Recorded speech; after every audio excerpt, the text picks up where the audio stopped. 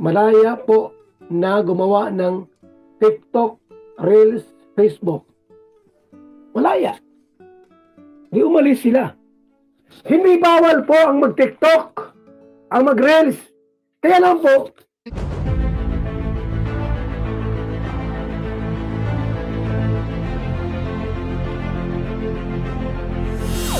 ayun, shoutout guys, muli po, welcome to my YouTube channel. Ito po si Kuya Julay, ang inyong katugang, ang inyong kalingap na muling babati muna sa inyo ng magandang araw, magandang gabi, saang sulok man po tayo ng mundo naroon. At sa araw na ito, panibagong vlog po tayo.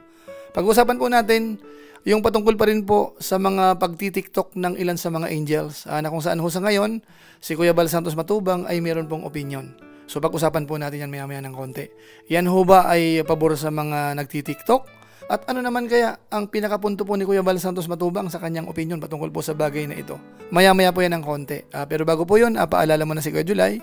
Kung hindi pa po nakasubscribe sa ating YouTube channel, ito po, Julay Paunil. Tapos pakipindot lang po yung notification bell button para lagi po tayong updated sa aking mga video upload. Tapos meron po tayong Facebook page, Julay Paunil 2.0. Pwede po nating suportahan, pwede pong i-follow, pwede pong i-like. At saka po i-share yung mga upload po natin dyan. Tapos syempre po, sina Kuya Bal Santos Matubang, Kalingap Rab. Pangunahin po, suportahan natin. Tapos pwede po nating isama yung mga Lingap partners. So maraming salamat po sa inyong lahat. Ngayon tuloy na po tayo. Pag-usapan na po natin yung ilan po sa mga napag-usapan na rin po natin ng mga nakaraan sa ating live stream. Ito nga po yung patungkol po sa pagti-TikTok ng mga Kalingap Angels. Nung ilan po. Dahil yung ilan naman po ay hindi naman po nagti-TikTok. Tapos sa mga angels na yan, ang medyo po parang nababanggit talaga ay si Beyonce, mga kabayan po natin. So sa pagkakataong ito, pakinggan po natin kung ano po ang parang opinion naman po ni Kuya Bal Santos Matubang patungkol po sa bagay na ito. Pero inulit po natin, in general ho, ang pagti-TikTok ay hindi po yan masama. Depende po yan kung anong klaseng TikTok ang pinapakita po natin. Ano po ang intensyon? Ano ho ang masasabi ng mga viewers ho natin? Kasi meron naman po mga nagti-TikTok na kung saan ho ay parang maganda ang dating. Minsan mga educational at kung ano-ano pa mga kababayan po natin. Kaya hindi po natin po pwedeng sabihin in general na masama po yung pagti-TikTok. Pero dito po sa pag-uusapan po natin, na related po sa mga Kalingap Angels, meron pong binabanggit po si Kuya Bal Santos Matubang. Bakit nga ba? O kaya ano ang kanyang opinion patungkol po dito? Siguro po panoorin natin yung mga binanggit po ni Kuya Bal Santos Matubang patungkol po dito. yan ang paliwanag ko sa inyo. Sila po yung mga estudyante at nag-aaral. Mayroong love team vlogs. Series po yan, mga kaibigan. Kapag yung isang Kalingap Angel, sino man sa kanila na binablog at lagi namang lumalabas sa TikTok o sa Reels, sa Facebook, laging nakikita. Tapos may mga comment na mga negative. Ano mangyari sa vlog ni Kalingap Rab? Ano mangyari sa vlog ninyo? Hihina po yan. Maraming madidismaya.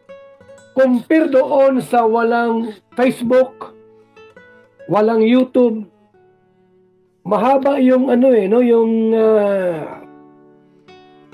anong tawag dito mga kaibigan? Mahaba yung yung time frame niya. Sa halip na good for 2 years lang, baka umabot ng 5 taon yung kasikatan mo. Kasi bibihira ka makita. Mamimiss ka ng mga tao. Hanap-hanapin ka nila. Wala kang channel, wala kang Facebook. Yun ang ibig sabihin. Ngayon, kung wala ka ng vlogs, hindi ka na iba vlogs, o di magawa ka ng mga TikTok, wala magkikialam sa'yo. Hanggat mayroon pa kayong series, mayroon pang mga ginagawang love team sa partner ninyo. Parang sa pelikula po yan, mga kaibigan. Sa television po, may pelikula. May part 1, part 2, part 3, part 4, part 5, hanggang ilang part po yan. Yung artistang ito po, hindi lumalabas sa ibang mga channel. Doon lang. Doon lang po siya lumalabas. Kaya nagbo-boom, malakas. Pero pag yung pelikula pong ito po ipapalabas sa ibang channel, ay siyempre po, mahati yung manonood. Kaya pagka huwag i-vlog ang mga Kalingap Angels, huwag silang i-vlog ang mga Kalingap Angels para manatiling malakas at yung magnetic power po hindi mawawala.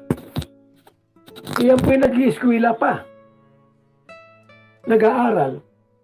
Paano po kung humina sila?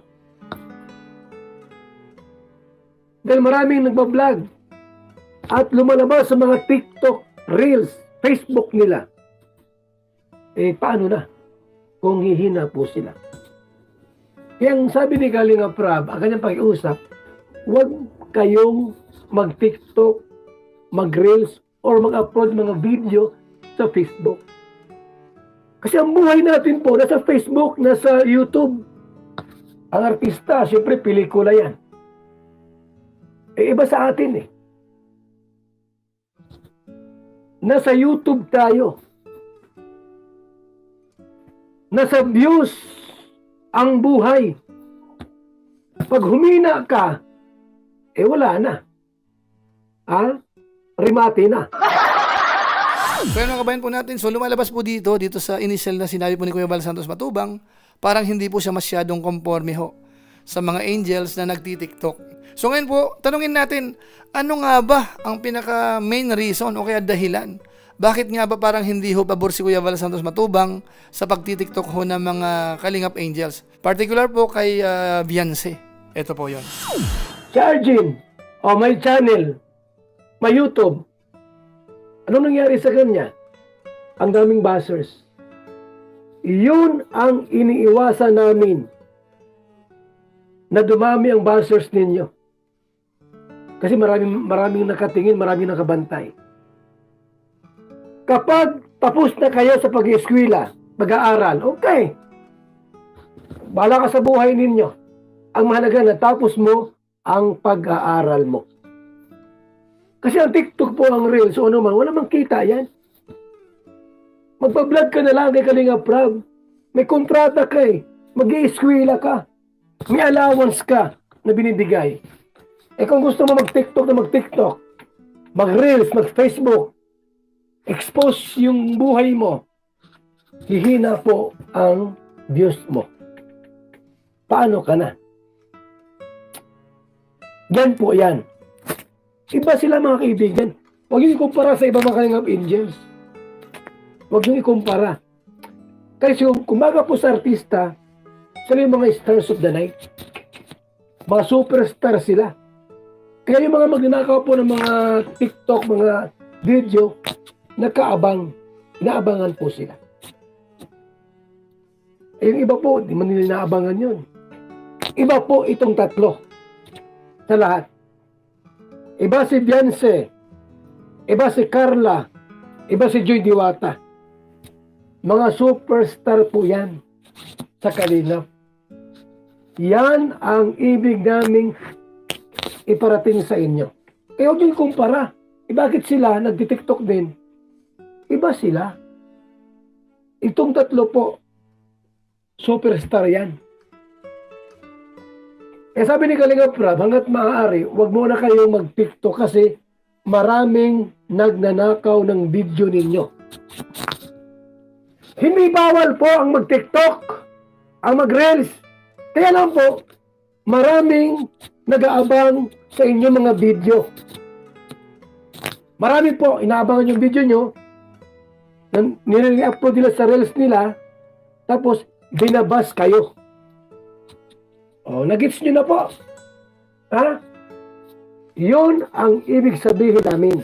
So ano kabayan po natin, yun po pala yun. Yung TikTok po ni Beyonce, nagagamit ho nung ilan na mga gumagawa po ng content sa Facebook, sa Reels, at isinishare ho.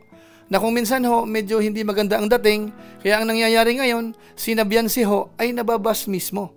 So kung pag-aaralan po natin, yung sinasabi po ni Kuya Val Santos Matubang, bagamat alam ko po, maraming kumukontra, medyo natitisod kay Kuya Val Santos Matubang, Pero yung pinakapunto ho, kung kukunin po natin yung pinaka-positive side po nung sinasabi ni Kuya Bal Santos Matubang, ayaw niya po na nababas ho yung mga ilan sa mga angels. Yun po ang dahilan. Kaya sinasabi niya po na hanggat maaari, medyo iwas po sana sa mga ganyang pag-i-expose o kaya pagsayaw-sayaw dito nga po sa TikTok. Pero sana wag nating masamain na para bang ang dating ay wala ng freedom, kumbaga, ang mga angels. Kumbaga ito po ay advice lang naman ni Kuya Bal Santos Matubang. Ngayon po kung sakasakali talagang hindi maiwasan, may binabanggit naman po si Kuya Bal patungkol po dyan. Ngayon, pag sinabi niya na ayaw ko nang magpa-vlog kay Kalinga Prab, mag-TikTok na lang ako, walang problema yun. Nasa inyo naman yun. O, ganun po yan. Malaya po ang bawat isa. Malaya po na gumawa ng TikTok, Reels, Facebook. Malaya. Di umalis sila. As Kalingap Angels. So yan mga kabayan po natin, yun naman po pala, kung sakasakali ho talaga ay malaya naman. Kaso nga lang ho, may parang consequence. Kumbaga po dito, kung talagang hindi mapigilan, yung sinasuggest po ni na Kuya Bal, ni na Kalingap Rab, ang dating po ay po pwede naman. Kaso nga lang po ang dating ay parang aalis po sa Team Kalingap. So parang hindi ho maganda. Sayang naman ho yung mga pinagsamahan mga kabayan po natin. Pero doon po sa binabanggit ni Kuya Bal Santos Matubang, parang naaalala ko ho eh. Kasi may ilan po sa mga angels sa Team Kalingap dati, o kaya parang isa sa mga dahilan na kung saan sinabi ni na Kalingap Rab na iwasan muna yung mga pagbablog o kaya pagla-live, hindi ho na iwasan. Kaya ang nangyari, hinayaan na lang ho. Bagamat nagpaalam naman, so ganoon na po ang kinahinatnan. Nagpaalam, umalis. Dahil nga po sa hindi ho mapigilan, doon sa sinasuggest po ni na Kuya Bal Santos Matubang ni na Kalingap Rab. Kaya yung mga ganong bagay ho, kung sakasakali po talagang hindi na may iwasan, so baka ganun nga po ang kalabasan. Na kung saan para sa atin ho, ay sayang naman, ako yung nanghihinayang.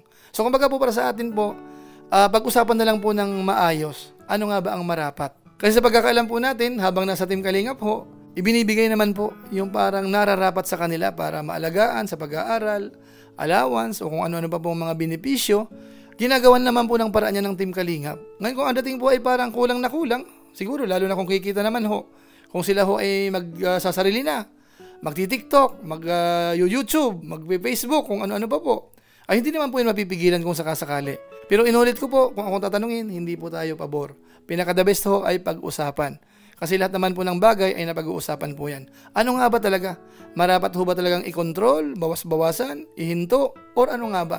Ang pinakamagandang decision po patungkol po sa bagay na ito.